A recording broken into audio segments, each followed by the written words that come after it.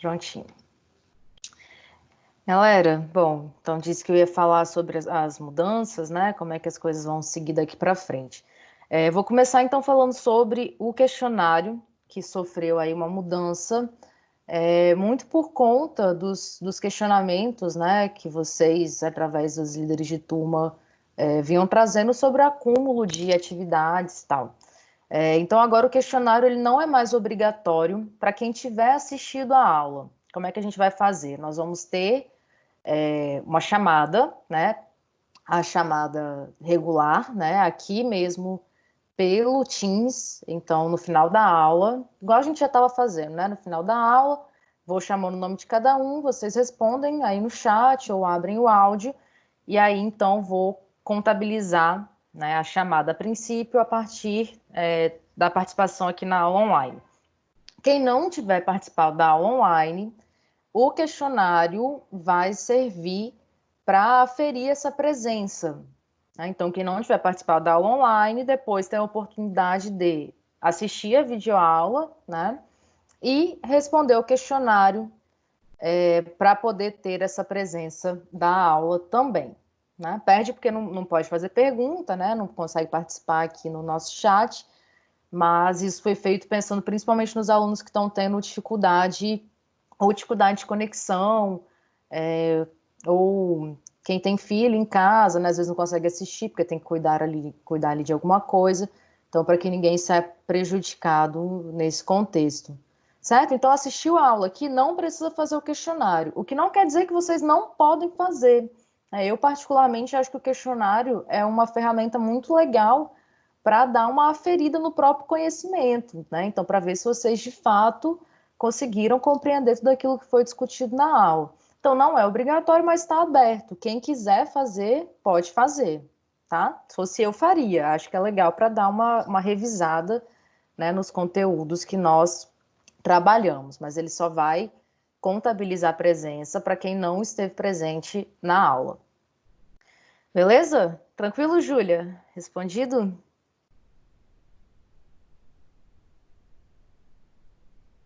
Beleza, gente? Então tá bom. Bom, além disso, nós temos as questões de mudança de avaliação, né? Eu ainda não tenho assim uma resposta final sobre isso. Eu estou aguardando um comunicado que o Marcelo ficou de passar para a gente, depois de uma reunião que ele teve ontem, se não me engano, com a direção acadêmica, para a gente fechar direitinho, né, as avaliações de C2 e de C3. Já estou com algumas coisas na cabeça. E a Ara não tá conseguindo digitar, pede para ela sair e entrar de novo, Júlia. Normalmente isso funciona. Então, bom, já estou com algumas coisas na cabeça para avaliação de C2. Estou aguardando só essa confirmação do Marcelo, né, para a gente ver se é possível esses formatos. E aí ele disse que ia passar essa confirmação hoje, acho que ainda não conseguiu, mas acredito que até amanhã, no máximo até o final da semana, eu consigo postar lá no AVA as orientações para a nossa C2. O que eu já posso adiantar é que a ideia é não ser prova. Tá? E aí eu vou te explicar por que, que a ideia é não ser. Funcionou, né, Lara? Beleza. Eu preparei um formulário, vou deixar o link aqui para vocês, porque eu preciso fazer um levantamento sobre como estão as organizações dos grupos e se vocês conseguiram ou não baixar e instalar o SPSS. Seguinte, se tiverem conseguido, né, se todos os grupos conseguirem instalar o SPSS, pelo menos uma pessoa do grupo, né, conseguir instalar no computador, então a gente não vai fazer prova, a gente vai trabalhar no formato de trabalho, tá? Se for assim confirmado lá pelo Marcelo. Se algum grupo não tiver conseguido baixar o SPSS, aí eu não posso passar um trabalho que requeira o uso do SPSS. E aí, provavelmente, a gente vai ter que ir para uma avaliação mais teórica, né, também conhecida como prova. Então, eu fiz esse formulário, eu vou deixar o link aqui para vocês. Já vou até jogar aqui agora, quem já quiser ir respondendo. Depois, no final da aula, eu coloco aqui de novo. Tá? Joguei o link aí no chat. Não precisa todo mundo do grupo responder, pode ser uma pessoa só. tá? E põe lá o nome de todo mundo do grupo, são 4 perguntinhas rapidinho. Daí, a partir desse levantamento, eu vou conseguir pensar melhor nesse formato, tá, das nossas avaliações de C2. Beleza, gente? Até final dessa semana vai estar tudo definido, as orientações lá no AVA, tudo certinho. Ok? Então, quem puder já responder o questionário, quem preferir, pode deixar para responder lá no finzinho da aula. Quem está aí no celular, né, às vezes tem que sair aqui do Teams para responder.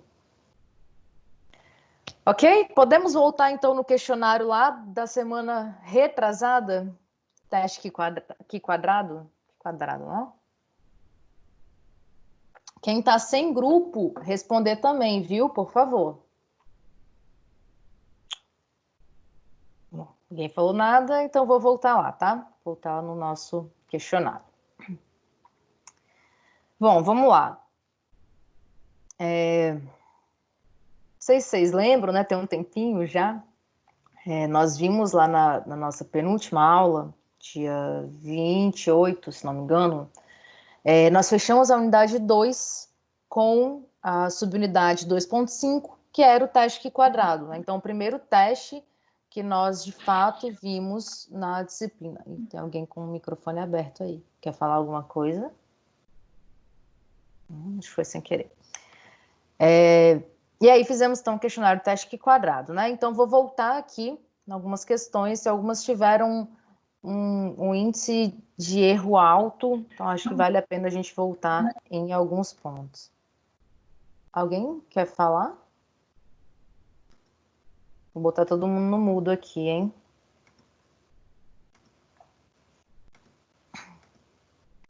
Professora, Oi, quem boa noite, fala? Elaine. Elaine, rapidinho. Elaine, diga. Deixa eu te falar, a respeito que você tinha falado na última aula, que alguns trabalhos ele foi, se eu não me engano, em forma de PDF, e o meu foi um deles. Aí eu mandei por e-mail, aí não sei se você recebeu, é o de quantificação de dados. Eu lembro que eu recebi eu não lembro se foi o do seu grupo, eu acho que só o seu grupo que tinha enviado em PDF. Eu só não me lembro se eu já Mas corrigi. é É porque porque eu eu queria não saber. lancei a nota ainda, né? Porque é uma nota de C3. Mas eu acho que eu já corrigi. Eu tenho uma tabela à parte aqui, mas eu recebi sim, tá tudo certo. Tá bom, valeu, professora. Tá bom? Por nada. Rose está pedindo para falar de novo da C2 no final. Falo sim, Rose, mas não tem nada definido ainda, tá? Eu estava explicando é que eu estou aguardando uma definição tanto do Marcelo quanto a resposta de vocês a esse questionário que eu deixei o link aí em cima. Tá? Eu preciso saber se a gente pode seguir, né, com o imaginado que seria fazer alguns trabalhos com o uso do SPSS. Para isso, todo mundo precisa estar com o SPSS instalado, né? Ou pelo menos uma pessoa de cada grupo precisa estar com o SPSS instalado. Beleza? Então, eu preciso desse levantamento primeiro. Bom, voltando então no questionário do Q quadrado, tá? Para a gente rever aqui algumas coisas antes de entrar na unidade 3, né? Que é o que a gente vai iniciar hoje. Bom, primeira pergunta do questionário lá do teste Q quadrado teve 57% de acerto. Então, 43% de erro, né? O índice alto de erro. Era uma pergunta que dizia assim, uma afirmação, na verdade, né? O teste quadrado só pode ser realizado com variáveis qualitativas nominais. E a resposta era verdadeiro. Tá? O teste quadrado é um teste que só pode ser feito com esse tipo de variável. Com nenhuma outra variável cabe teste quadrado. Tá? Tem outros testes, nós vamos inclusive começar a ver alguns hoje, que aí a gente faz com variáveis quantitativas, né, intervalares, etc. Beleza? Então, Jéssica acertou, disse ali, ó, verdadeiro. Ok? Questão 2 teve 50% de acerto, ou seja, metade, né? 50% de erro, 50% de acerto. Que era uma questão simples, e que talvez seja um ponto de atenção, assim, de interpretação. A afirmação era assim: o teste Q quadrado pode ser utilizado para testar a independência ou associação, até aí tá certo, né? Ele é um teste que a gente usa para isso mesmo. O problema era o que estava escrito depois. Então estava assim, para testar a independência ou associação entre qualquer tipo de variável. Então qual é o problema aqui nessa frase? É a mesma resposta, tem a ver com a mesma resposta, né, da questão anterior. O teste quadrado só pode ser feito com qualitativas nominais, ou seja, ele não testa qualquer tipo de variável, né? Ele não testa nenhuma variável quantitativa, por exemplo. Então, por isso, era falso. Jéssica acertou de novo. Beleza? Essa foi a que teve o maior índice de erro desse questionário. Ok? Pergunta 3 teve 78, quase 79% de acerto. Então, 21% de erro, né? Foi um índice melhor. Pergunta 3 falava assim: a hipótese nula, H0, né, do teste Q quadrado é de que não existem diferenças entre as variáveis. Então, hipótese nula, aquilo que a gente espera encontrar, né, o que é mais comum, é de que não existam essas diferenças, o que é verdadeiro. Perfeito. Jéssica está aqui, ó, gabaritando o questionário.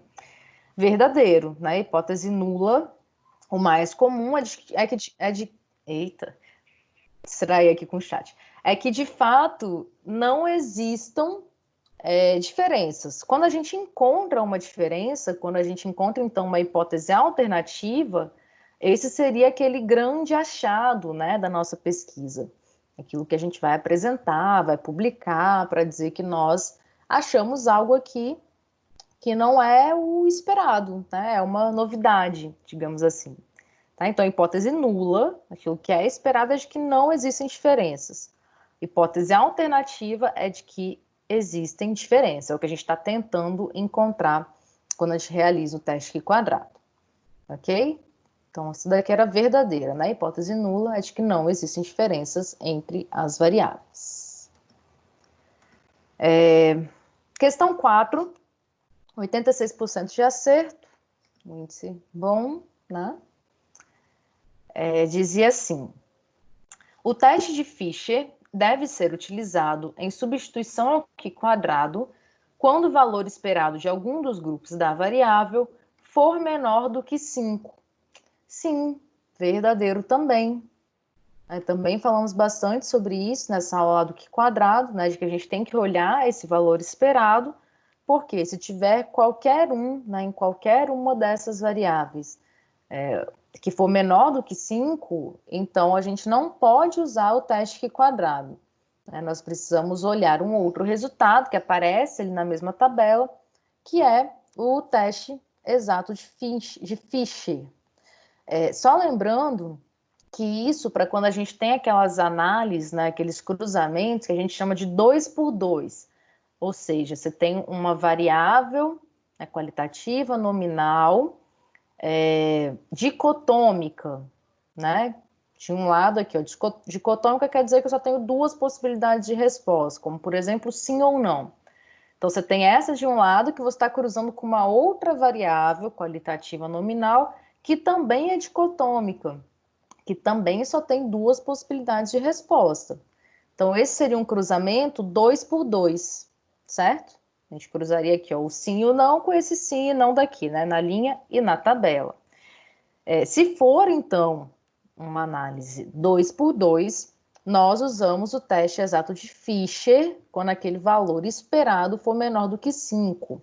Se for uma análise maior do que 2 por 2, né, 3 por 2, 4 por 4, 5 por 8, né, qualquer outra análise maior, aí nós usamos o teste de Monte Carlo para fazer a análise quando o número esperado for menor que 5.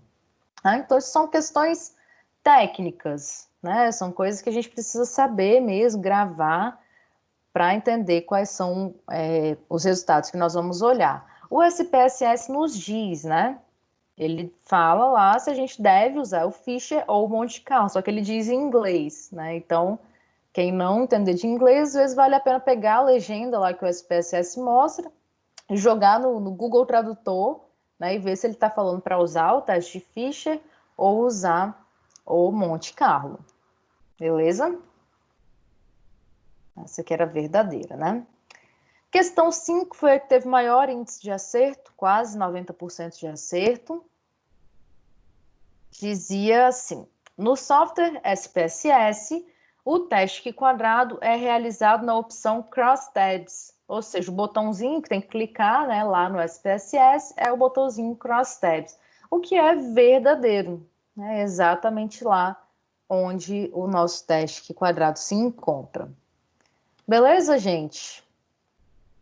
Alguma dúvida aí com relação ao que quadrado? Podemos fechar a unidade 2?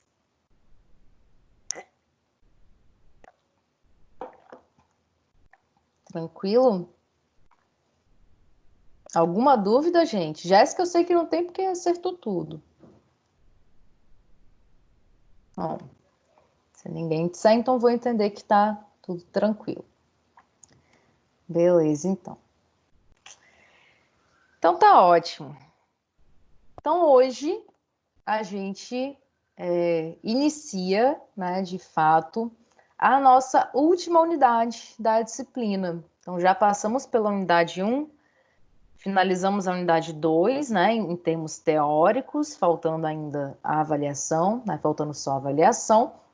E hoje iniciamos então a parte teórica da unidade 3, que é que nós vamos então até o final do semestre. Essa unidade, se vocês já deram uma olhada, ela está dividida em 3 subunidades. Uma que a gente vai começar hoje, né, que é a 3.1, teste de inferência sobre média. Depois nós temos a subunidade 3.2, os testes de correlação e regressão, e a 3.3, que são as tabelas e gráficos, estão lá no final, né, para a gente saber como apresentar todos esses resultados em formato de tabela e gráfico. Vou digitar aqui meu e-mail, tá bom? Maria Luísa me perguntou. laís.sudré@faesa.br. Ok? Qualquer dúvida que tiverem, pode sempre encaminhar lá para o e-mail, tá bom? Estou sempre olhando. Bom, então a gente começa hoje, né, essa unidade, e aí até o final do semestre vamos passando por alguns testes diferentes, principalmente agora na 3.1, na inferência sobre média, onde nós vamos ver alguns tipos diferentes de teste. Beleza? A gente começa hoje, temos aí 3 aulas previstas para essa subunidade 3.1. Por nada, Maria Luísa. Certo? Então, vou compartilhar aqui os slides. E aí a gente vai hoje até onde der, né? Não tem pressa, porque nós temos 3 aulas para discutir. Não sei se vamos conseguir chegar na parte prática hoje, vou focar um pouco mais na parte teórica desses testes, tá bom? Só lembrando, para quem chegou depois, questionário não é obrigatório para quem tiver assistido a aula online, tá? A gente teve essa mudança aí, mas quem quiser fazer, acho que é legal para fixar o conteúdo. Bom, vou compartilhar aqui o slide, ok?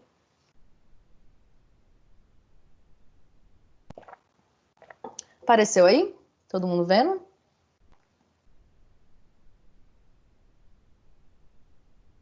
Sim? Então, tá bom. Beleza. Então, como eu comentei, né, sobre unidade 3.1, nós vamos falar sobre testes de inferências sobre média, ou seja, utilizando aquela medida de tendência central, né, a média, que nós trabalhamos lá na subunidade 2.4. Então, se tiver ainda alguma dúvida sobre média, né, sugiro que quando tiver um tempinho, reassistam a aula da subunidade 2.4 para tirar as dúvidas que possam ter ficado com relação à média. Por quê? Na verdade, todos os testes que nós vamos fazer daqui para frente, eles se baseiam na média das variáveis para gerar comparações né, de independência ou de associação ou de causa e efeito, sempre com base na média das variáveis. Tá? Então, hoje a gente começa a ver inferências sobre média, né, que vai falar dessa comparação entre grupos, mas os testes que nós vamos ver lá para frente, correlação, regressão, também trabalham com o valor da média. Tá? Então, é legal ter isso bem consolidado para a gente entender de fato o que o teste está comparando, né? Então, hoje nós vamos começar vendo um pouquinho sobre intervalo de confiança, que é um tema que nós já discutimos por cima também em outros momentos, e vamos entrar no primeiro teste de comparação sobre média, que é o teste T. Tá? Então, vou falar um pouquinho também do teste T, e se der tempo, vamos lá para o SPSS, né, para mostrar como fazer o teste T. Antes de começar, queria só também lembrar, né, não sei se vocês já chegaram a dar uma olhada, que também existe um vídeo, uma videoaula, né, que foi gravada antes disso tudo acontecer.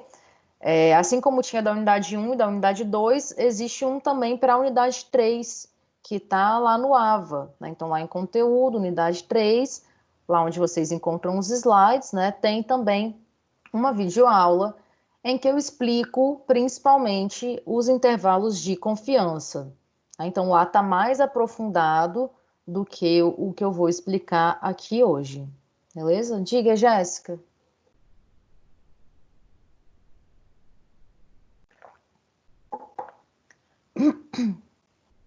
Jéssica? Aceitar? Tá todo mundo aceito. Aqui eu não preciso aceitar, não. Ele aceita automaticamente.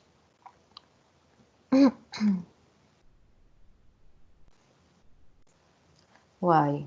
Pede pra ele entrar, sair e entrar de novo. É a única coisa que eu sei que funciona. Pede para ele conferir se ele tá no link certo também. Às vezes tá no link de alguma outra aula. Tá bom? Obrigada.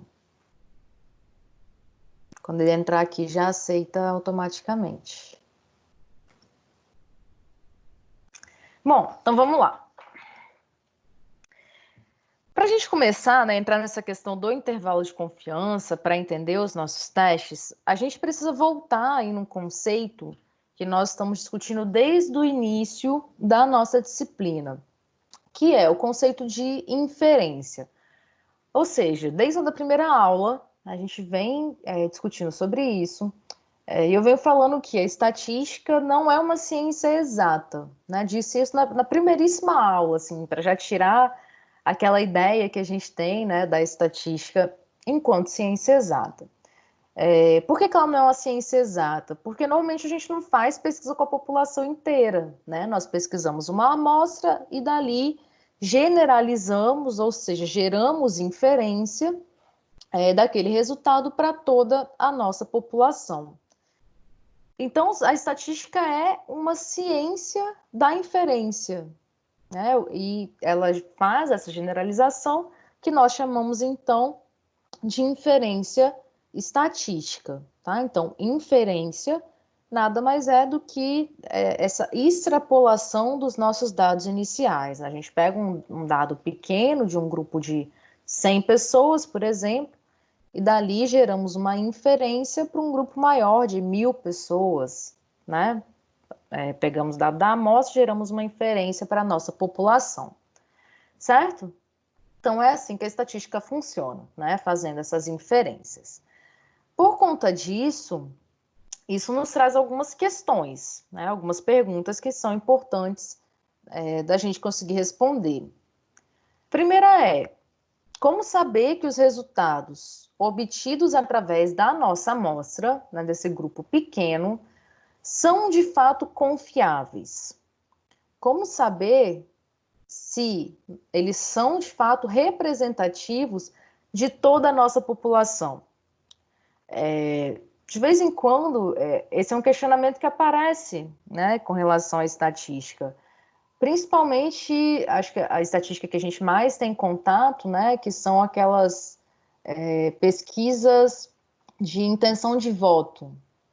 E aí sempre tem alguém que diz assim, mas essa pesquisa aí não vale, porque eu nunca conheci alguém que foi perguntado, né, que foi entrevistado sobre essa intenção de voto. Então, se não pergunta para todo mundo, então não vale, né? Sempre tem alguém que diz, que questiona as pesquisas nesse sentido.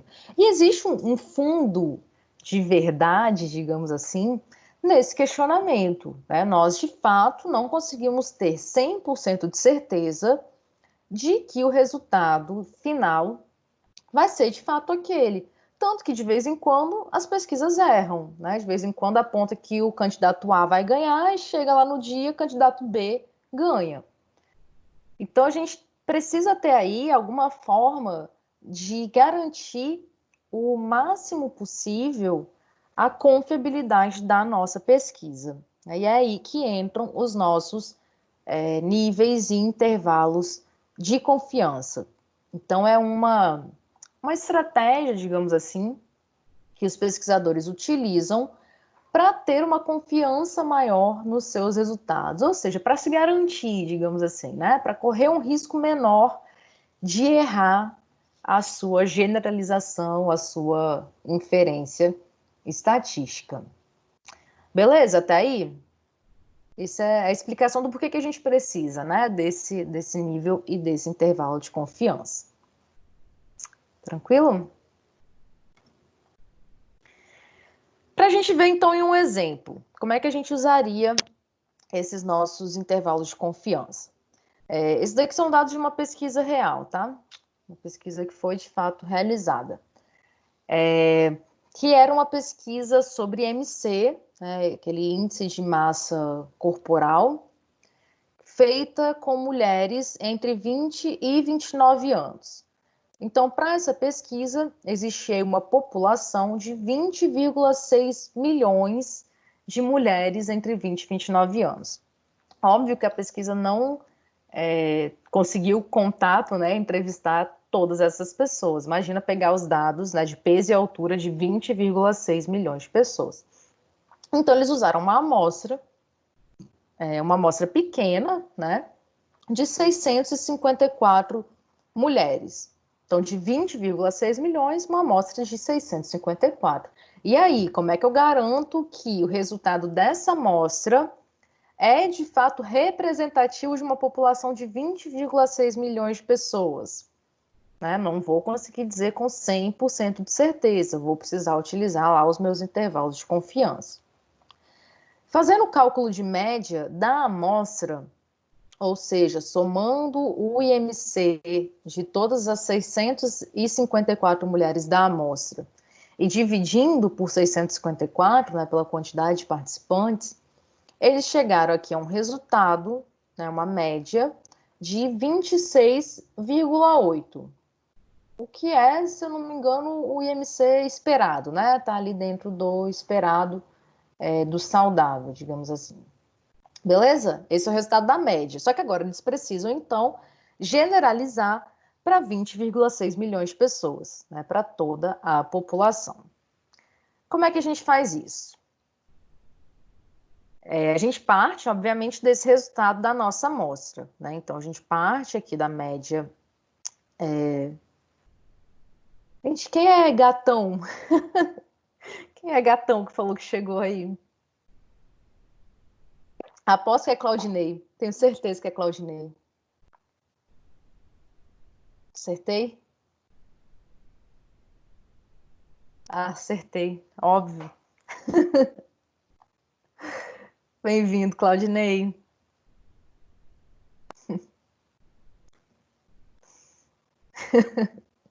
Vamos embora. Claudinei, chega mais. Estou explicando intervalo de confiança, viu? Falando aqui de uma pesquisa em que a média de IMC da nossa amostra foi 26,8. A gente precisa generalizar para uma população de 20,6 milhões de pessoas. Então, como é que a gente faz isso tendo um nível legal de confiança, né, de que esse resultado é, de fato, generalizável? Então, o que a gente precisa entender a princípio é que, primeiro, nós não esperamos que a média da amostra seja exatamente igual a média da nossa população. Então, nós não esperamos que, na hora que a gente for generalizar os resultados para a nossa população inteira, que a média seja exatamente 26,8. Seria, assim, muito raro, né? Muito difícil isso acontecer. Mas a gente espera que ela esteja próximo disso. Não, talvez um pouco para mais, um pouco para menos, mas próximo dos 26,8 que nós encontramos na nossa amostra. Então, o que a gente pretende é dizer o quão precisa é essa estimativa, né? O quanto de confiança, digamos assim, nós temos de que essa estimativa está próxima, né, daquele que seria o resultado se a gente tivesse aplicado essa pesquisa na população inteira. Tranquilo até aí? Deu para entender a lógica dessa estimativa? Se não deu, pode falar, tá, gente? Qualquer coisa eu repito. Se não falar, tô entendendo que tá tranquilo. Então tá bom. Então chegamos aqui a uma tabelinha, que a gente já viu em outro momento também, lá na aula de distribuição normal, né, sobre unidade 2.2. O que essa tabelinha quer dizer? Primeira coisa, né, se vocês lembram, essa curvinha aqui no gráfico, não é falando tabela, mas é um gráfico. Essa curvinha aqui no gráfico representa aquela curva da distribuição normal. Lembram? A gente espera, né, que numa pesquisa com uma variável intervalar, a gente espera que a maioria das pessoas respondam no meio, né, que seria o moderado, o mais ou menos. A gente espera que um pouco menos de pessoas respondam aqui, o que seria aqui no caso o 3 e o 5, né, do lado aí. E aí, à medida que a gente vai chegando para as extremidades, nós esperamos que um número menor de pessoas responda. Né? Então, a gente espera que tenham poucas pessoas que respondem nada ou extremamente, né? Isso seria inesperado, seria aquele outlier, né? Aquele dado um pouco fora da curva, digamos assim. A gente usa essa expressão, né? Isso aqui é um ponto fora da curva, ou seja, não está dentro aqui do esperado. Opa. Beleza, então a gente viu essa curva pelo viés, né, da distribuição normal. O que eu quero mostrar aqui hoje para vocês? São esses intervalinhos que aparecem aí em cima. Então, se vocês estão aí acompanhando, ó, a gente tem um primeiro intervalinho aí de 68%, em cima a gente tem os 95% e o último de 99,7%. O que é isso? São os nossos intervalos de confiança. Então, é o que nos garante uma maior confiabilidade nos resultados da nossa pesquisa. Parece complicado, mas na verdade é simples. Basta a gente entender esses símbolos que estão aí embaixo do nosso gráfico.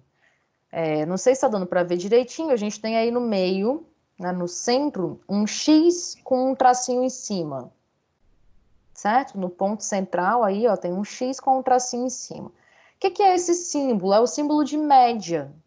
Então, sempre que vocês encontrarem esse X com tracinho em cima, significa média, que nós já sabemos qual é, né? Para essa amostra, voltando aqui, ó, nossa média é de 26,8, certo? Então, vamos supor, então, não tenho, né, totalmente certeza se quando eu generalizar para minha população, esse resultado vai continuar sendo 26,8, quero ter um pouco mais de confiança. Posso usar esse primeiro intervalo aqui, ó, de 68%. O que isso quer dizer? Que se eu usar esse intervalo, eu vou conseguir afirmar com 68% de confiança que, na hora que eu generalizar os meus resultados, o resultado vai ser aquele, certo? Com 68% de confiança. O que não é muito, né? Não é muito interessante, a gente costuma usar o intervalo de 95%. Mas vou começar aqui pelo 68%, né, para a gente entender um pouco melhor. E aí vou digitando aqui no chat como é que seria mais ou menos essa conta, tá? dá para ler aí, né? Está escrito assim, ó, 68% estão dentro de um desvio padrão. Então, a gente precisa também saber qual seria o desvio padrão dessa média.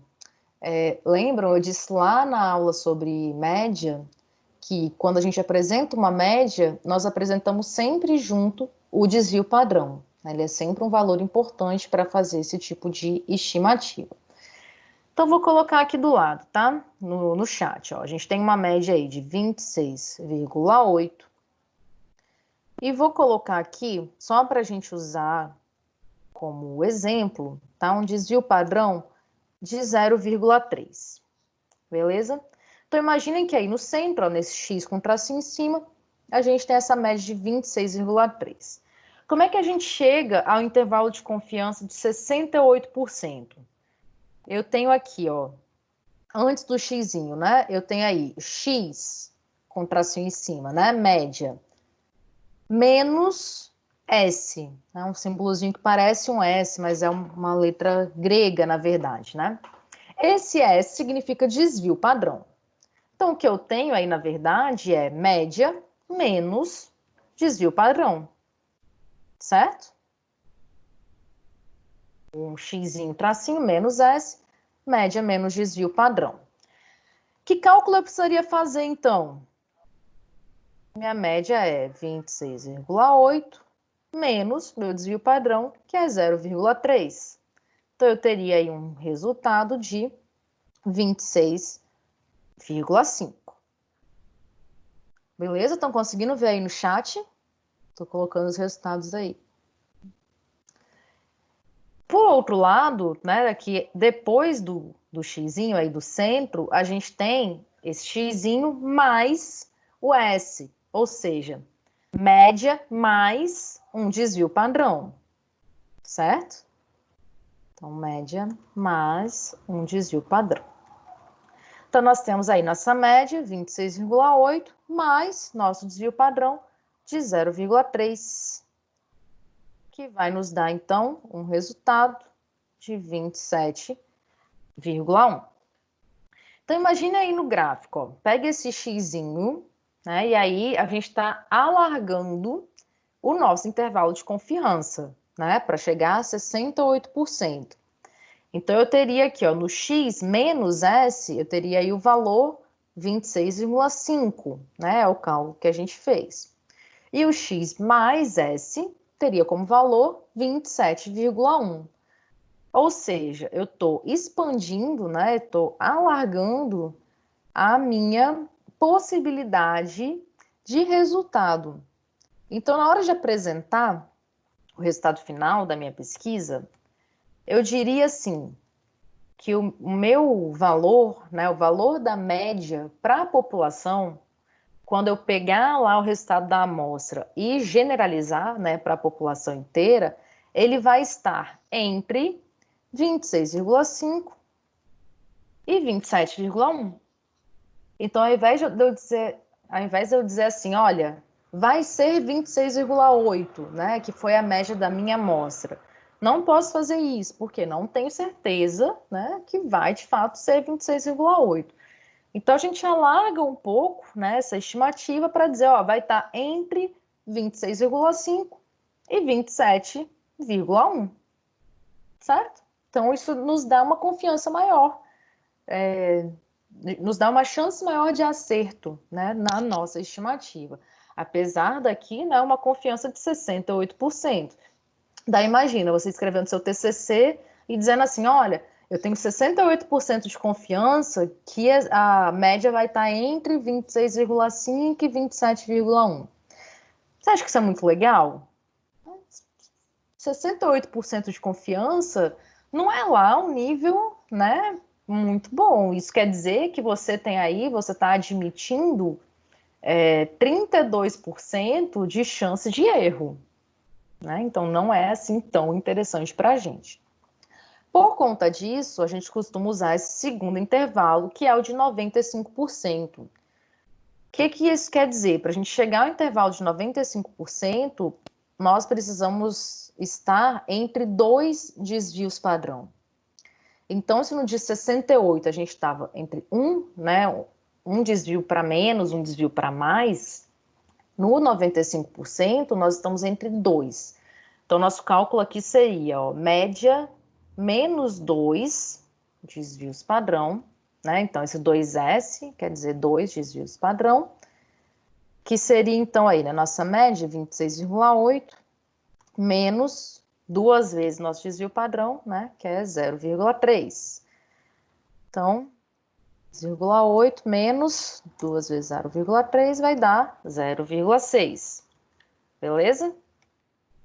6,8 menos 0,6 vai dar 26,2. Certo? Então, nesse x menos 2s, eu teria aí, né, o valor da média de 26,2. Por outro lado, ainda no intervalo aí de 95%, eu teria média mais 2 desvios padrão. Né? Então, média mais 2 vezes meu desvio padrão de 0,3. Então, 26,8 mais 0,6, certo? Que seria, então, 27,4.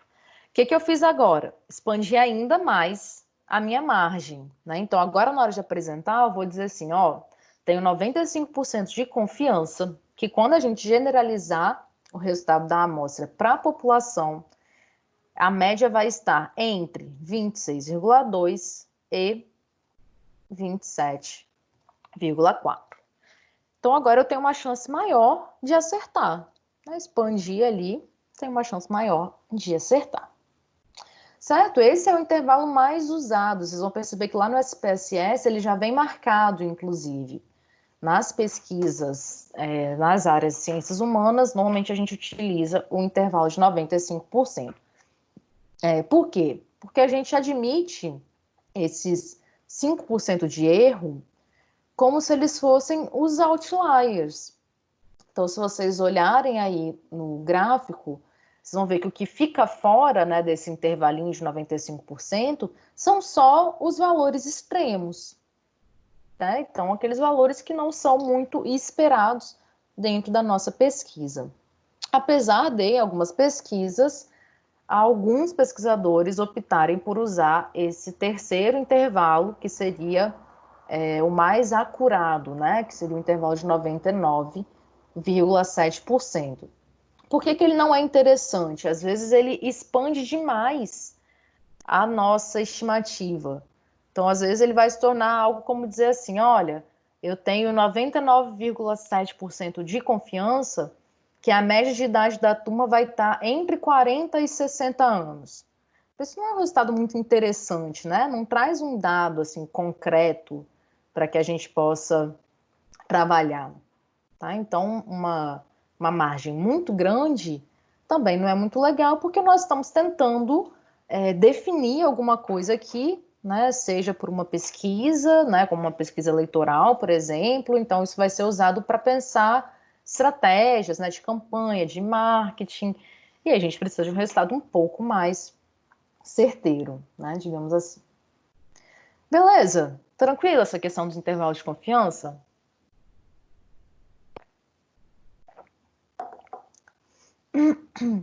Isso tem a ver com o nosso valor de P, né? Que nós já conversamos também lá no teste Q quadrado. Só para lembrar, então, nós admitimos, né, um valor de P menor que 0,05. Lembram disso?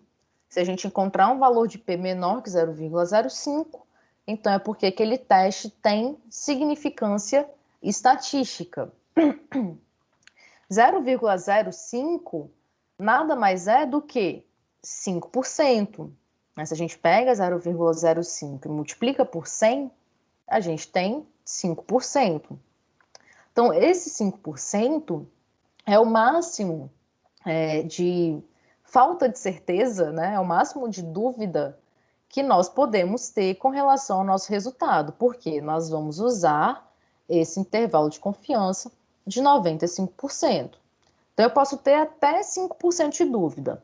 Mais que isso, eu já não vou aceitar aquele resultado. Tá? Ele não vai ser significativo para a minha pesquisa. Isso quer dizer que um P de 0,07, por exemplo, já seria 7% de erro, né? 7% de dúvida. Então, nós já não aceitaríamos, certo?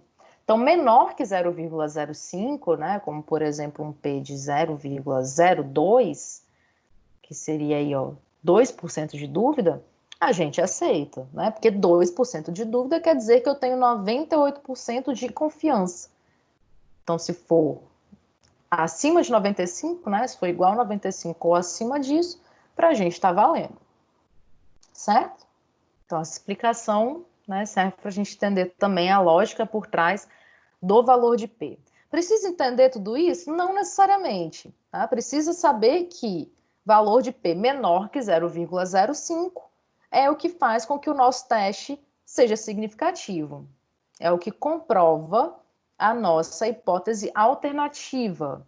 Então, sabendo isso, todo o restante aqui é detalhe, tá? É para quem gosta de entender a teoria por trás das questões estatísticas, né?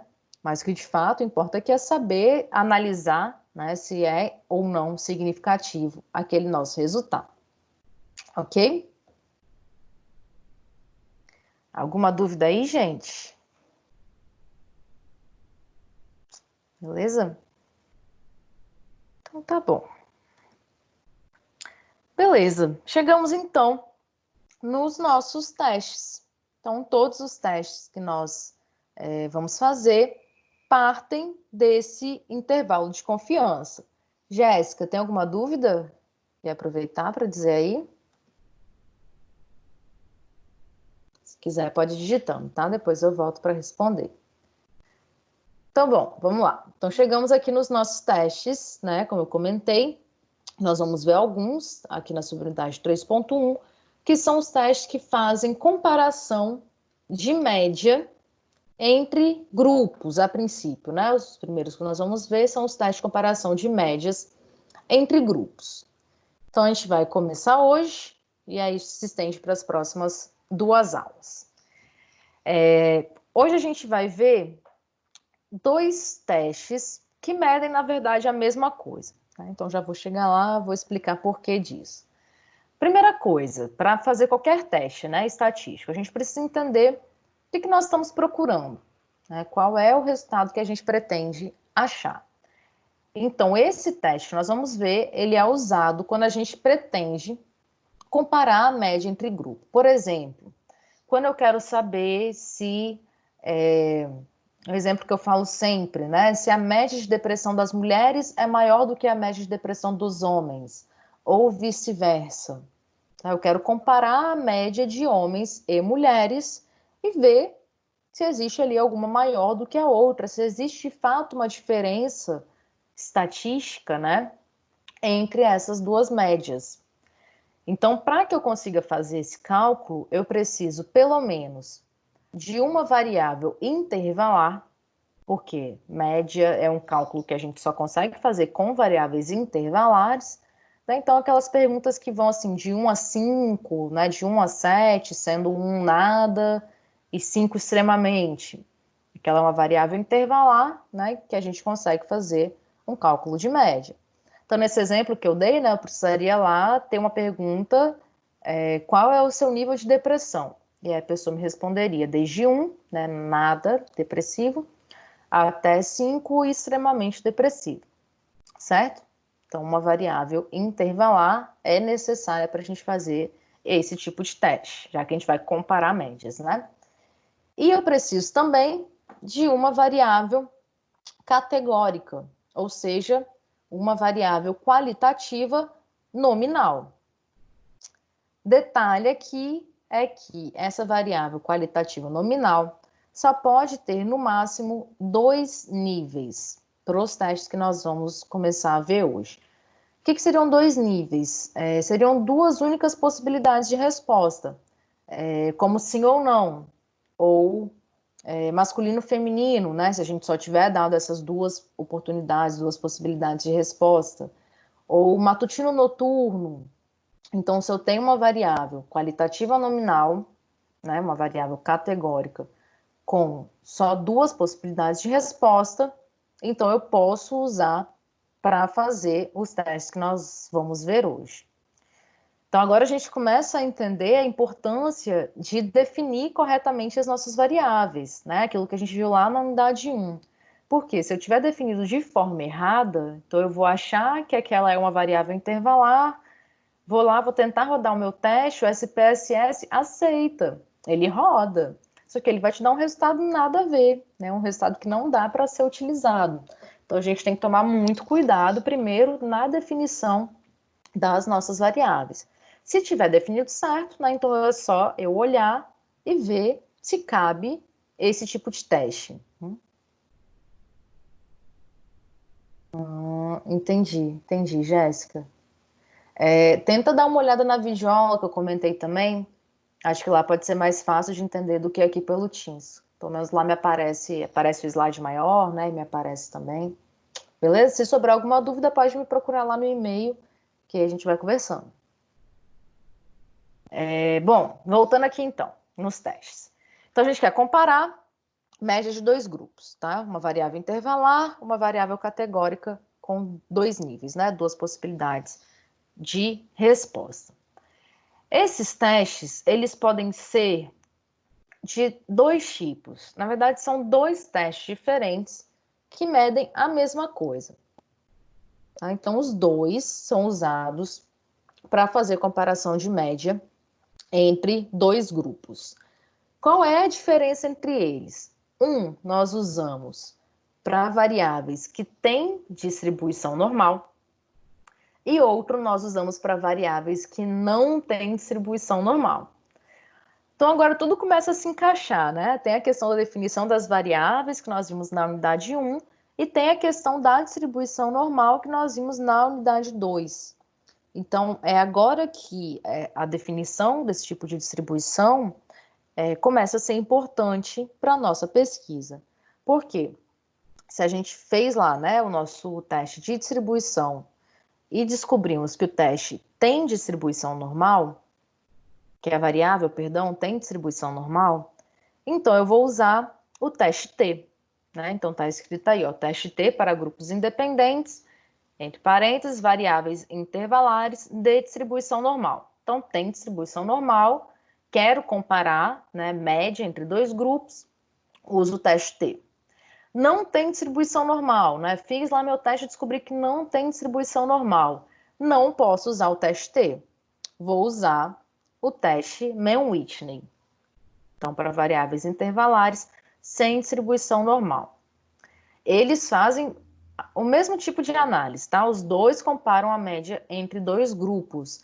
Óbvio que os cálculos que são feitos para chegar aos resultados são bem diferentes. Nós não vamos ver, né? Para a gente, a diferença é o botão que nós vamos clicar lá no SPSS. Para os estatísticos, né, é um cálculo totalmente diferente. Beleza? Então isso aqui é importante, tá? Antes de eu saber se eu vou fazer o teste T ou se eu vou fazer o Mann-Whitney, eu preciso saber se aquela variável tem ou não distribuição normal. Inclusive, essa era o próximo exercício previsto, né? Depois daquele de quantificação, a gente tinha previsto lá no cronograma esse exercício de distribuição normal, que nós ainda não fizemos para poder fechar C2 primeiro. Mas a gente vai precisar fazer, ok? Beleza até aí? Então, eu preciso já desse resultado, né? Para escolher aqui se eu faço teste T ou se eu faço Mann-Whitney. O cálculo principal, o objetivo, né, digamos assim, desse teste, é saber se a diferença entre as médias dos grupos é de fato causada, né, digamos assim, se ela sofre algum tipo de interferência pelo próprio grupo. O que isso quer dizer? Que a gente tem aí uma variável dependente e uma variável independente. Né? Então, no nosso caso, nesse exemplo da depressão, nós queremos saber se o gênero né, se o gênero masculino ou feminino interfere no nosso nível de depressão. Ou seja, nós queremos saber se o fato da pessoa se identificar com um ou outro grupo, né, o grupo dos homens ou o grupo das mulheres, faz com que ela tenha níveis maiores ou menores de depressão. Se alguma coisa está associada aí, né, entre gênero e depressão. Então, esse é o principal objetivo desse tipo de teste. Se nós encontrarmos diferença, né, se a gente perceber, por exemplo, que a média de depressão das mulheres é muito maior do que a média dos homens, então nós vamos dizer que sim, né, o gênero influencia na depressão. Esse é o resultado que a gente normalmente encontra, né? As pesquisas todas indicam que as mulheres apresentam um nível um pouco maior de depressão. Quer dizer que é só por conta do gênero? Não, né? Não quer dizer que é genético, nasceu mulher e tem probabilidade maior de depressão. Tem um monte de questão social colocada aí por trás, né? Inclusive do próprio diagnóstico, enfim, né? Tem um monte de questão aí. Outro momento a gente entra nesses pontos, talvez lá na disciplina de psicologia social. Mas a gente afirmaria que existe uma diferença entre homens e mulheres, né? Se encontrássemos aqui um resultado significativo, ok? O que é tenso, Ricardo? A diferença?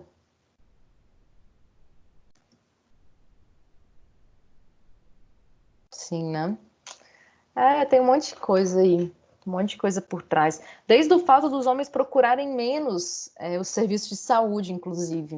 Né? Então, tem todas as questões da masculinidade por trás, tem todas as questões do papel da mulher na sociedade, do acúmulo de funções, né? Trabalhar, cuidar de casa, cuidar de filho, tem um monte de coisa aí por trás desses números. Mas isso é assunto para outro momento. Beleza, então, gente. Então, nosso objetivo é esse. Bom, só para a gente começar aqui a trabalhar um outro ponto, e isso é importante de frisar, esses testes que nós vamos ver, teste T e Mann-Whitney, como eu já disse, só podem ser feitos para comparar no máximo 2 grupos. Se a gente tiver mais de 2 grupos, por exemplo aqui, né? Vamos supor que a gente está fazendo aí uma pesquisa do índice de felicidade entre pessoas solteiras, casadas e divorciadas.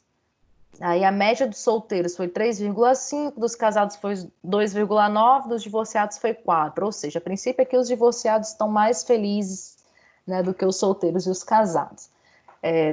Não é necessariamente isso, tá, gente? Não é a felicidade necessariamente que a gente está medindo, é só um valor para a gente ter como exemplo.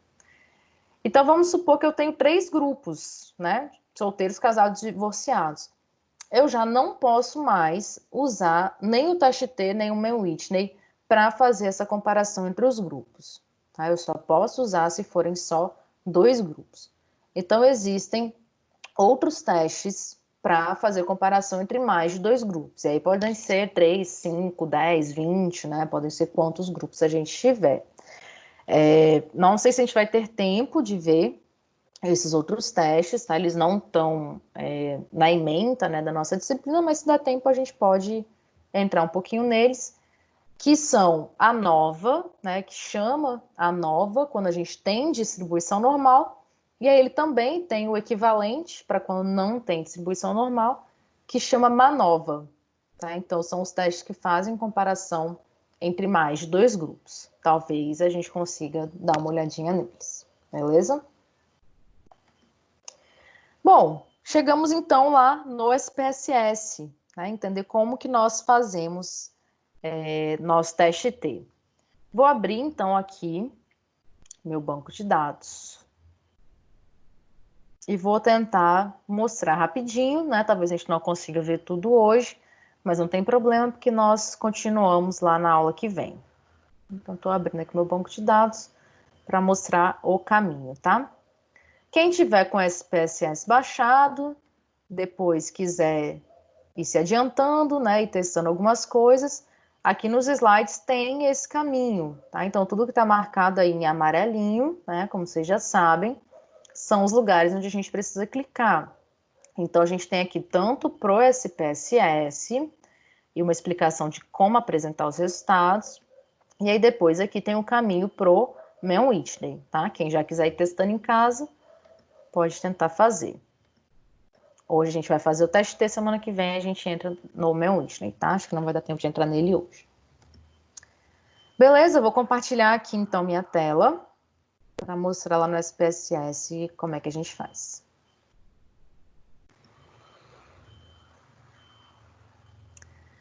Ok? Estão vendo aí meu banco de dados?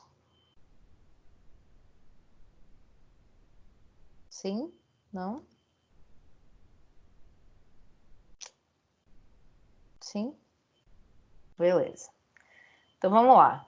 Aquele banco de dados modelo, né? Que não é exatamente igual ao de vocês, mas tem as mesmas perguntas.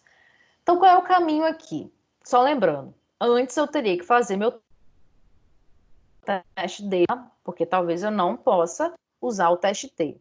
Eu vou fazer o teste T como exemplo, certo? E aí vocês vão ver que, de fato, o SPSS ele aceita tudo que a gente pede, né? Ele vai rodar o meu teste T. Mas provavelmente eu não tenho aqui distribuição normal, por conta do tamanho da minha amostra, certo? Então vamos lá. Venho aqui no Analyze, né, onde estão todos os meus testes, clico lá. E aí, eu vou vir aqui nessa quarta linha, onde está escrito aí Compare Means, ou seja, compare médias, né? Comparação entre média, é o que a gente está querendo de fato fazer, comparar a média entre dois grupos. E ele me dá algumas opções. Tá? Ele traz aqui só média, né? Ele me mostra a média dos grupos, mas não compara. Ele me traz aqui o teste T para um tipo só de amostra, digamos assim, não é o que a gente quer. Ele me traz aqui o teste T para grupos independentes, é o que a gente quer, né? É o que a gente vai fazer. Mas só para mostrar aqui, ó, tem também o para amostras emparelhadas. Nós também vamos ver, tá? Teste T para amostras emparelhadas. Ele não compara grupo, ele compara variáveis.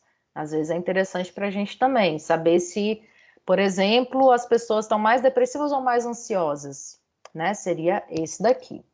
E aqui embaixo tem uma nova, é aquele que eu disse quando a gente quer comparar mais de dois grupos, certo? Que é bem parecido, a forma de fazer, né? Bem parecido com o que nós vamos fazer agora.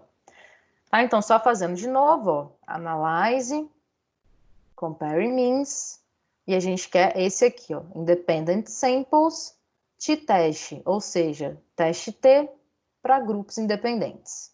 Beleza? Clicou aí, ele vai abrir esse quadradinho. O que a gente tem aqui? Primeiro, a variável que nós queremos testar.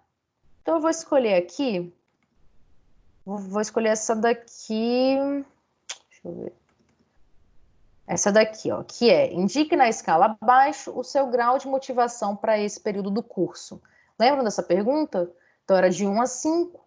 O 1 era nada motivado e o 5 era muito motivado, certo? Vou escolher essa variável e vou colocar aqui. Tá? Cliquei na setinha aqui, ó, joguei para as variáveis que eu quero testar. O que eu quero, então, comparar?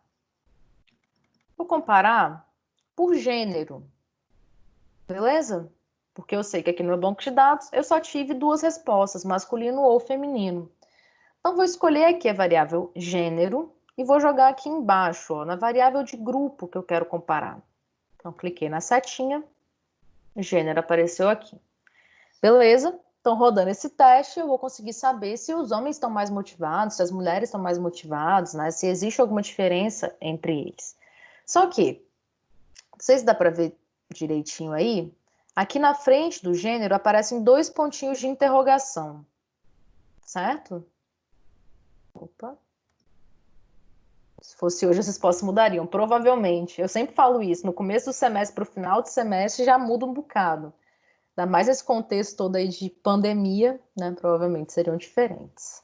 E a gente precisa ter isso em mente também, né? Na hora de apresentar os nossos resultados, a gente precisa dizer, olha, esse questionário foi aplicado num contexto assim, assim, assim, assim, né? Ele não reflete o que está acontecendo agora, ele reflete o que estava acontecendo quando ele foi aplicado.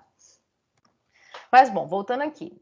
Então, a gente tem aí esses dois pontinhos de interrogação. O que isso quer dizer? Que o SPSS não sabe quais são os grupos que eu quero comparar. Eu preciso dizer para ele. Então, eu venho aqui embaixo, está escrito aí, ó, define groups, ou seja, defina os grupos, tá? Então, vou clicar aqui nesse quadradinho e ele vai me perguntar assim, ó, grupo 1 é quem? Aí eu vou dizer, grupo 1 é número 1, se eu tiver escolhido o número 1.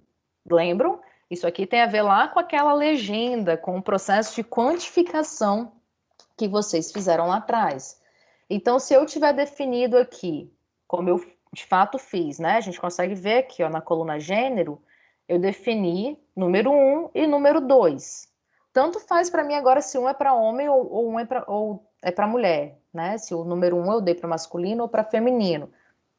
O que importa é dizer que eu tenho dois grupos e que um eu identifiquei com o número 1 e que o outro eu identifiquei com o número 2. Beleza? Se eu tiver escolhido aqui, ó, que feminino foi 19 e masculino foi 22, então são esses os números que eu vou colocar aqui. Tranquilo? Então depende do processo de quantificação, né, da legenda que nós demos para cada número. Vou deixar aqui número 1 e número 2, masculino e feminino, né, são os grupos que eu quero que ele compare. Certo? Fiz isso, clica aqui em continue. Vou abrir aqui o options, né, as opções, só para mostrar para vocês, ó, que já vem marcado aqui o intervalo de confiança de 95%. Se eu quiser mudar, eu tenho que mudar manualmente. Eu posso vir aqui e colocar que eu quero aquele de 99,7, por exemplo. Mas vai ser muito mais difícil, né, de eu encontrar um resultado significativo. Então, como eu disse, normalmente a gente usa mesmo 95%.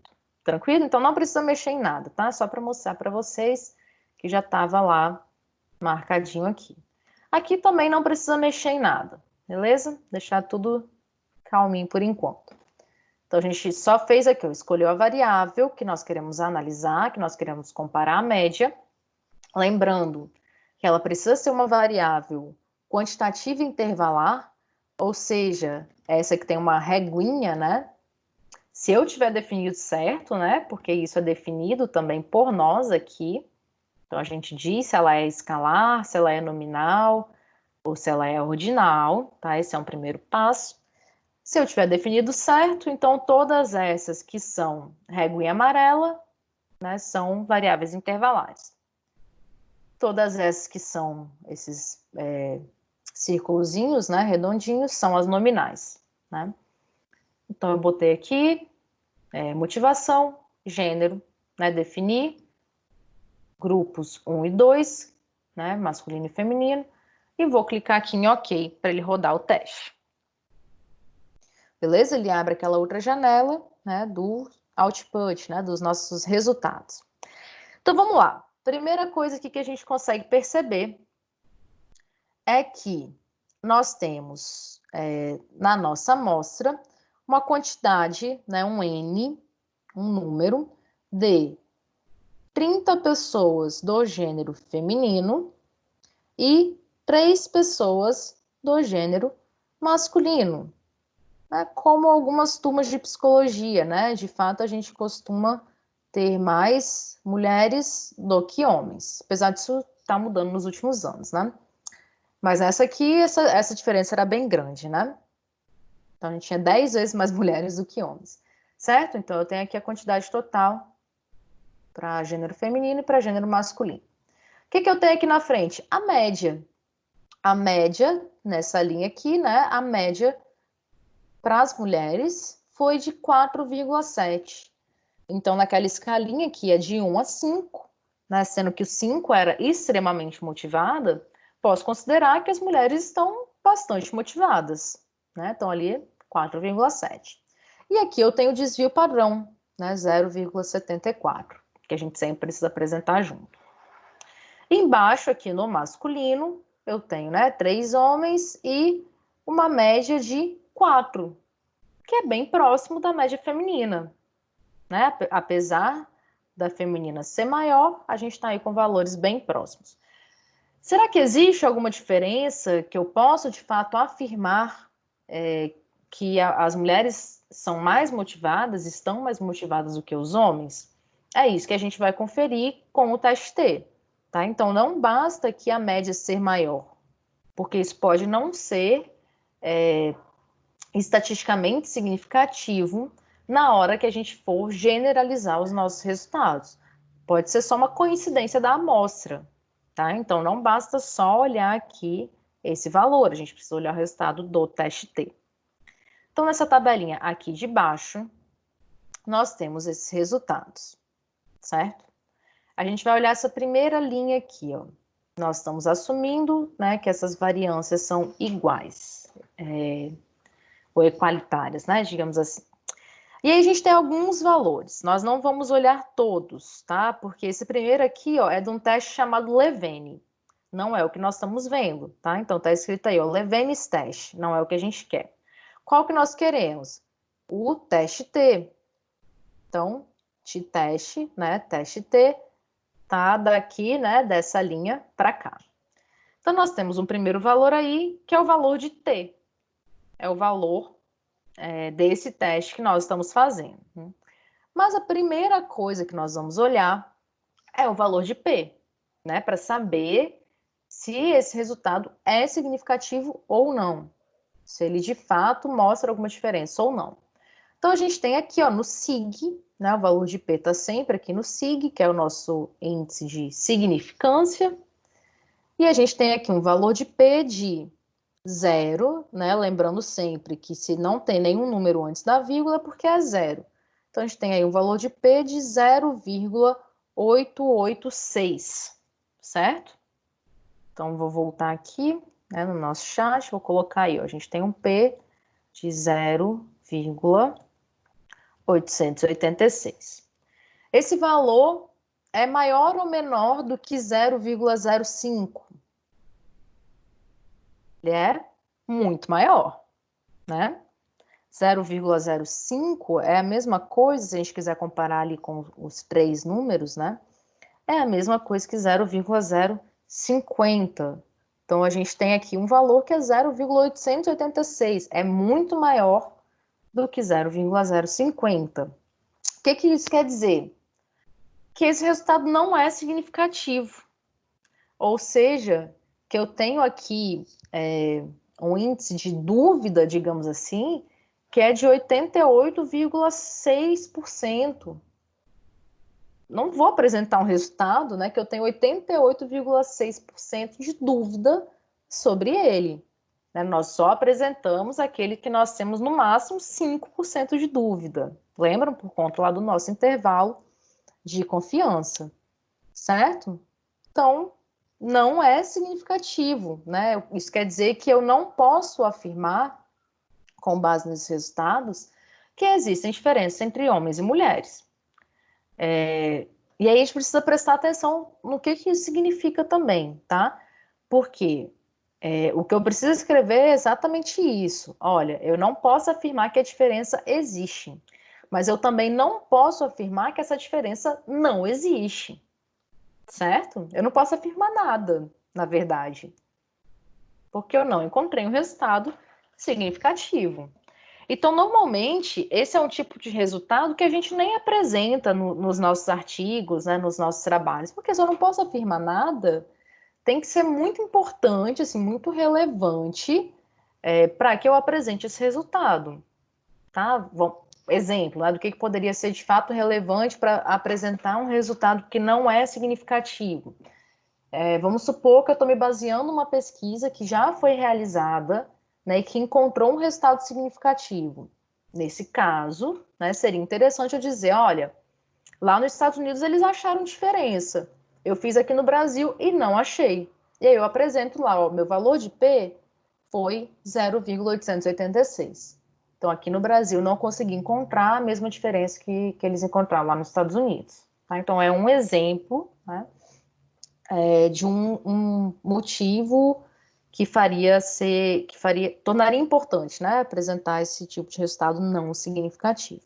Mas na maioria das vezes a gente nem chega a apresentar, já que a gente não consegue afirmar nada, né? A gente só consegue afirmar que não posso dizer que tem de fato uma diferença.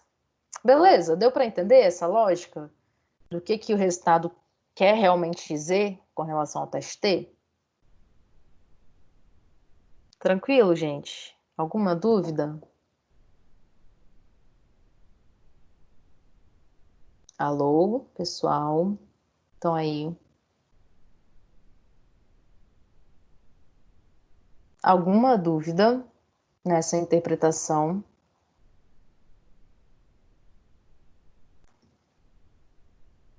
Beleza? Então, tá certo. A gente já está quase chegando aqui a 8h10, né? Acho que não vai dar tempo da gente ver o teste hoje. Então, semana que vem, a gente retorna. O slide saiu também. A gente retorna para fazer o teste do Mann-Whitney, tá? Que seria o teste para quando a gente não tem distribuição normal. Então, ele compara a mesma coisa para quando nós não temos distribuição normal. Mas só antes de fechar, queria mostrar aqui para vocês como é que a gente apresenta um resultado de um teste T, né, com base nos resultados que nós encontramos. Então, esse daqui é um exemplo para quando nós não temos uma diferença, certo? Nós encontramos um valor de P, está escrito ali ó, no finalzinho, né? Nós encontramos um valor de P maior do que 0,05, ou seja, né, não tem significância estatística. Então, a gente poderia dizer assim, ó, em relação a questões de saúde que interferem negativamente nos estudos, essa era uma variável, né, que nós tínhamos também. Beleza, Emanuele, eu vi ele saindo aqui agora. Essa era uma variável que nós tínhamos lá no banco de dados, é um teste que a gente pode fazer, que era a pergunta assim, quanto que as questões de saúde interferem negativamente nos seus estudos? E aí a pessoa dizia de 1 a 5, quanto que elas interferiam.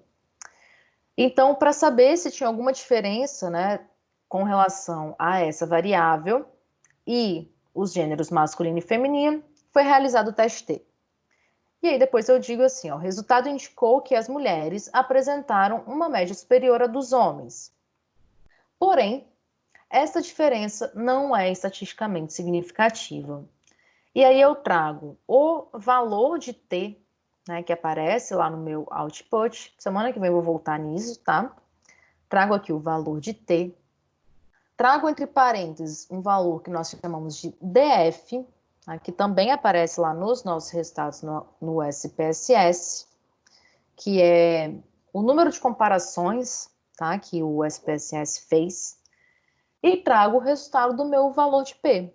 Aqui no caso eu só disse que ele foi maior que 0,05, que ele não foi significativo.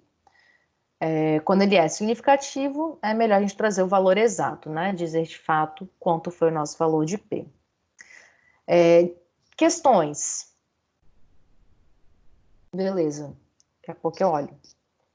Questões. Se esse resultado for significativo, eu preciso apresentar também a média dessa variável para homens e para mulheres. Porque aqui eu só digo, né, que as mulheres apresentaram uma média superior, mas eu não mostro qual foi a média, tá? Então, se for significativo, eu preciso mostrar também qual é a minha média. Tá? Então, só para mostrar para vocês, mas semana que vem a gente volta nesses pontos de como apresentar, e aí eu mostro, né, certinho onde que estão cada um desses valores lá no nosso resultado, lá no SPSS. Beleza, gente? Dúvidas? Comentários? Tudo certo? Então, beleza. Vou abrir aqui, então, a chamada, né, como eu comentei. Então, a gente faz a nossa chamada aqui agora. Quem tiver presente hoje não precisa fazer o questionário, tá? A gente não vai mais contabilizar a presença no questionário para quem estiver presente na aula online, certo? Quem não estiver presente precisa fazer para receber essa presença, tá? Então, se vocês puderem alertar, né, os colegas que não estão presentes hoje, o questionário continua valendo para eles, tá bom? Quem quiser fazer, quem está presente quer fazer para dar essa reforçada aí no conteúdo, pode fazer também, problema nenhum. Beleza? Sobre questões de C2, Vou jogar aqui de novo o link do formulário, tá? Preciso que pelo menos uma pessoa de cada grupo responda a esse formulário para eu saber se vocês conseguiram ou não instalar o SPSS no computador. Se tiverem conseguido instalar, a nossa C2 vai ser em formato de trabalho. Se não tiverem conseguido instalar, daí eu vou ter que pensar numa avaliação mais teórica, também conhecida como prova. Beleza? Então, preciso dessa estimativa, porque se algum grupo não conseguiu instalar, eu não posso passar um trabalho que utiliza o SPSS, certo? Então, não deixem de responder. Vou pedir aí também, não sei quem é líder de turma aqui, mas pedir para que jogue lá no grupo do WhatsApp, né? Para quem não está aqui, possa responder também. Beleza? Eu preciso dessa resposta o mais rápido possível para postar ainda essa semana as orientações da C2. Você a líder, né, Manoele? Lembro de você lá na reunião de líderes. Faz esse favor para mim, então. Dá uma reforçada lá para a galera responder. Beleza? Então tá bom. Valeu. Ok, então vou fazer aqui a chamadinha. Certo? Podem aproveitar aí quem ainda não respondeu o formulário, quem quiser aproveitar o questionário. Preciso que vocês me respondam no chat ou abram um áudio para responder a chamada, tá? Preciso que isso fique gravado na nossa aula.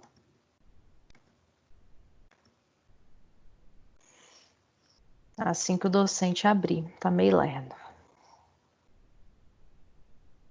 Beleza. Alice, Amanda, Bruna, Brian. Alice tá aí. Amanda, Bruna também. Brian, Amanda, não?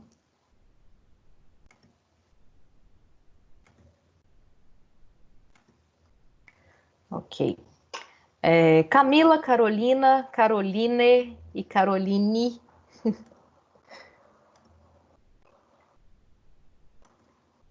Beleza. Camila tá aí, Caroline. Beleza. Carolina não, Caroline também não. Claudinei, eu sei que tá aí, gatão. Kleber, Kleber Damares, Daniel. Daniel presente, hein? Beleza. Kleber tá aí. Damares não. Daniel também tá aí. Débora, Diogo, Elaine, Felice. Débora tá aí. Quem mais? Felice. Elaine tava aí também. Acho que só o Diogo, né?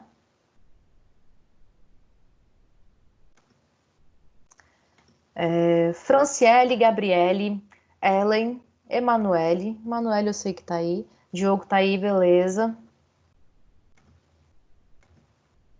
Franciele, Gabriele, Ellen, Emanuele. Franciele não, Ellen também não. Tem que responder aí, hein, gente. Isabela Filgueira, Isabela Guimarães, Jamile, Jéssica. Presente. Oi, quem tá presente? Jéssica. Jéssica, beleza. Isabela Guimarães, Jamile, Jéssica, acho que só a Filgueira, então. Júlia, Juliana, Keren, Késia. Júlia, beleza. Késia também.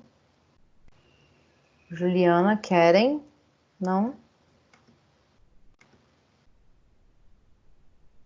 Laís, nome lindo. Lara, Larice, Layara. Laís tá aí, Layara, Larice. Lara, tá por aí? Não.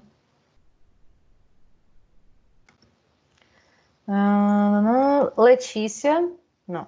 Lívia, Lourdes, Luana, Mainara. Lourdes presente. Valeu, Lourdes. Seus filhos estão assistindo, Lourdes? O Álvaro tá aqui. Ah, eles falaram que ia assistir, hein? Beijo, Álvaro. Manda um beijo pra ela, filho. Beijo. Beijo. Bonitinho. Beleza, Lara. Já vi que você estava aí. Querem também. Chegou depois. Vai aparecendo aí, hein, povo. Bom, Lívia tá aí. Luana tá aí. Mainara, beleza. Ok. Peraí, me perdi aqui agora. Lívia, Luz, Luana, Mainara. Maíra, pode sair, quem já respondeu. Maíra, Maria Luísa, Michele, Miguel. E aí, Maíra, Maria Luísa, Michele tá aí, Miguel.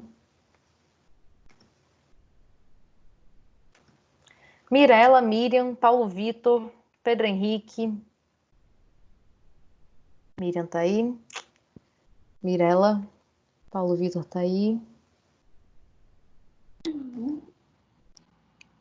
Boa Mira- noite. Oi, Boa noite. boa noite. Quem é? É o Álvaro? Gente. Vocês estão presentes aqui, tô anotando na minha chamada. Dá boa noite. Boa noite.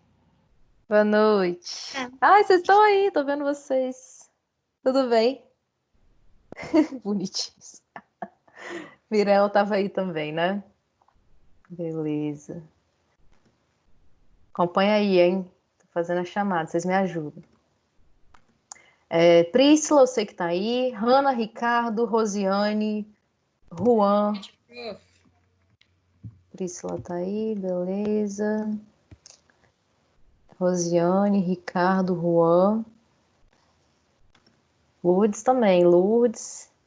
As crianças. Silvano, Suelen, Thaís, Vânia e William. Presente, professora. Quem é que falou, gente? Thaís? Foi Thaís que falou? É a Thaís. Beleza. Silvano tá aí, Suelen tá aí, Vânia tá aí, Thaís também. O William teve problema no computador. Beleza. Ok. Galera, quem teve problema no computador e não conseguiu assistir, precisa fazer o questionário, tá bom? Se vocês puderem passar esse recado aí pra galera que não assistiu, eu agradeço. Ok? Foi agora no final? Então, beleza. Então, tranquilo. Beleza, então, gente. Então, era isso. Derrubou o refri. Ai, meu Deus. Tomara que ele consiga resolver para as próximas aulas, né? Para ele não beber refrigerante em cima do computador também é uma boa. Galera, nos vemos semana que vem, tá? A gente volta, então, para discutir, continuar aqui, né, no TST, meu Whitney, e entrar já também nos nossos próximos testes. Então, aguardo todo mundo aí, mesmo horário, mesmo canal. Beleza? Fiquem de olho lá no AVA, nas orientações da C2, tá? Espero até sexta-feira conseguir postar tudo direitinho. Ok? Valeu, gente. Obrigada pela presença, pela participação. Até semana que vem. Beijos.